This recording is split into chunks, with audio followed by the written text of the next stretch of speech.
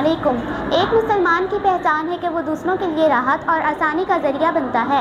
اسلامی آداب زندگی میں سب سے اہم راستے، سفر اور عوامی مقامات کے آداب کو مد نظر رکھنا ہے۔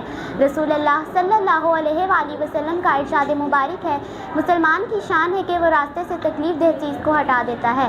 ایک اور جگہ فرمایا، ایمان کے 70 اور کچھ شعبے ہیں، اس میں سب سے افضل لا الہ الا اللہ اور سب سے ادنا راستے سے تکلیف دہ چیز کو دور کرنا ہے، اور حیا ایمان کا حصہ ہے۔ صحیح مسلم۔ راستے میں چلنے کے آداب یہ بھی ہیں کہ اللہ تعالیٰ سے دعا مانگ کر اور اس سے مدد طلب کر کے گھر سے نکلنا چاہیے۔ عوامی جگہوں پر بھاگنے دوڑنے اور بے ہنگم طریقے سے چلنا معیوب عمل ہے۔